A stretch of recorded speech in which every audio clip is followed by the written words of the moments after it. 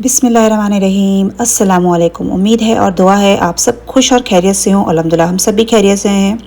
तो आज मेरा जो टॉपिक है ना बहुत ही ज़्यादा सेंसिटिव है और बहुत ही ज़्यादा जो है वो कह सकते हैं कि फ़िक्रमंद वाला है। Why Americans are living the United States after Trump policies, the American dreams collapsing and more American are deciding they have had enough. Rising cost of living, house prices, job insecurity, healthcare system are driving families to look for a fresh start abroad. There's some big reasons because of that. I'm going to share here some reason. The cost of living high and got verse after Trump policy.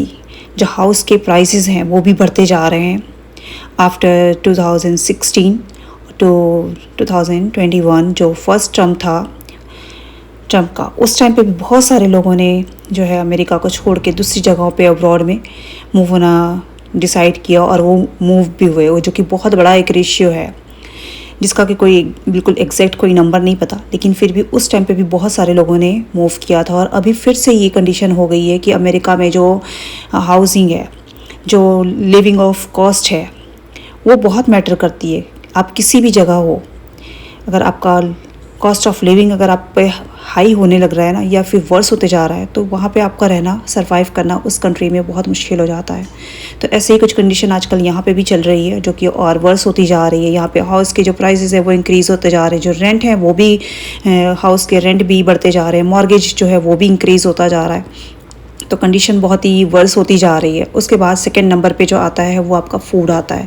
अगर आपके food prices जब तक normal है तब तक आदमी survive कर सकता है, लेकिन जैसे जैसे प्राइसेस जो है वो बढ़ते जाते हैं, ग्रॉसरी प्राइसेस आजकल इतने ज़्यादा इंक्रीज़ हुए हुए हैं ना, product price hikes of 9 to 15% इतना ज़्यादा बढ़ा हुआ है। जो टैरिफ लग गया है, टैरिफ रेट्स जो between 10% to 50% are now impact imports like toiletry, toys, baby products, and for us especially Indians desi products like spices, whole grains like dal, chickpeas और अपने जितने भी स्पाइसेस होते हैं सब इंपोर्ट होके इंडिया से आते हैं, या फिर जो भी देसी पाकिस्तानी हैं।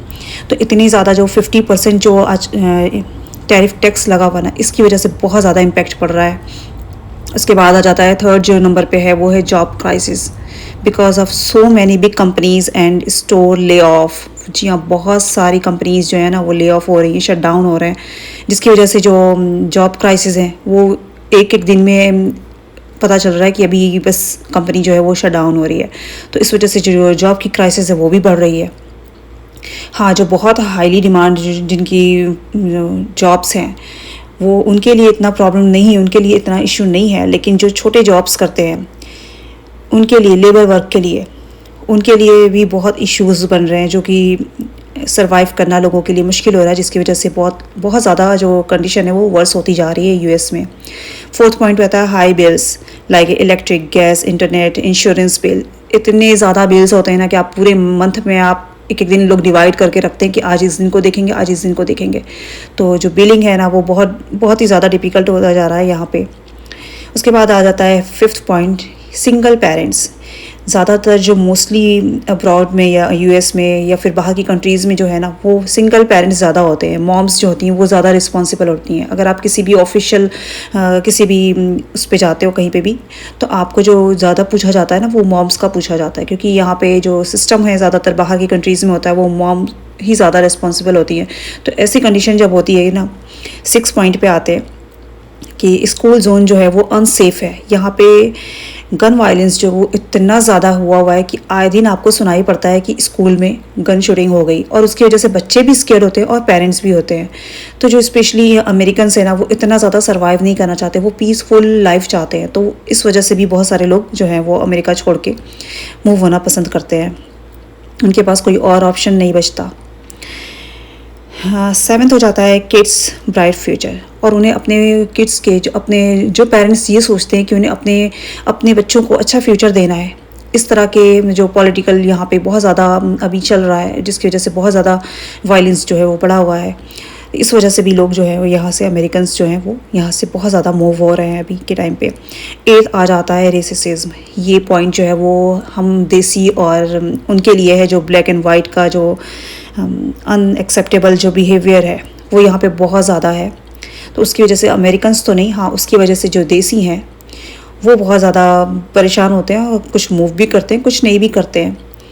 क्योंकि जब हम इंडियंस अपना कंट्रीज़ छोड़ के आते हैं यहाँ पे तो हम बहुत सारी चीज़ों को एडजस्ट करने में हम अपने आप को एडजस्ट कर लेते हैं। पर जो अमेरिकन्स हैं ना वो बहुत सारी चीज़ों को नहीं एडजस्ट करते, वो बहुत ज़्यादा चीज़ों के साथ सफ़र नहीं करना चाहते, तो वो चीज़ों को ईज़िली पीसफुल लाइफ गुजारना चाहते हैं। इसलिए भी वो बहुत ज़्यादा जो है वो नंबर्स जो है वो मूव कर रहे हैं अब्रॉड्स की साइड में। अब इसके बाद आ जाते हैं कि ये लोग मूव करके जा कहाँ रहे हैं।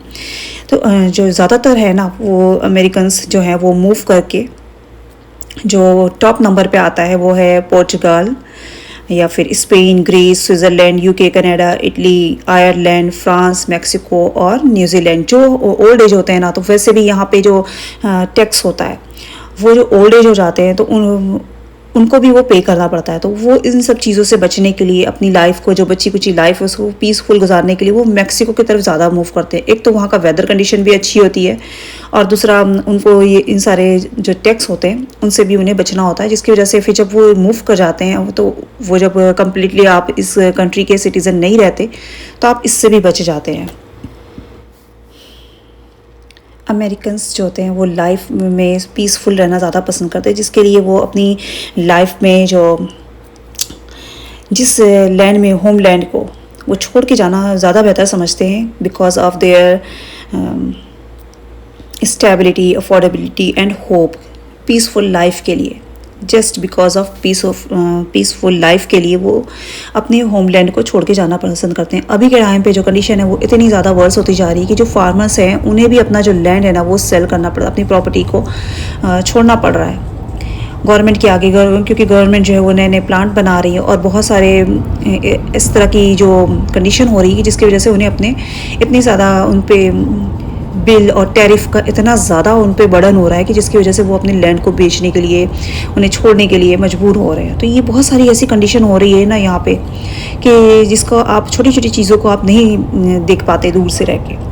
जो लोग यहाँ पे हैं, जो देसी हैं यहाँ पे, वो बहुत सारी चीज़ों को अभी फेस कर रहे हैं। और अभी के टाइम पर ये हो गया है कि एक घर में जितने भी एडल्ट हैं वो सारे जॉब करें, वो ज़्यादा से ज़्यादा अपनी जो एफोर्डेबिलिटी है, जो भी आप कर सकते हो अपने फैमिली के लिए, जितनी आप एफर्ट कर सकते हो उस तरह से अगर आप करो तब तो यहाँ पे आपकी लाइफ इजी है। अदरवाइज़ स्ट्रेस लेवल जो है वो अब बढ़ता जा रहा है। यहाँ पे लोगों की लाइफ जो है ना वो इजी नहीं रहेगी। आप वीडियो में देख रहे हो जो हम इस दिन पे गए थे ग्रॉसरी के लिए, तो उस दिन हमने सारा कुछ जो है वो सिर्फ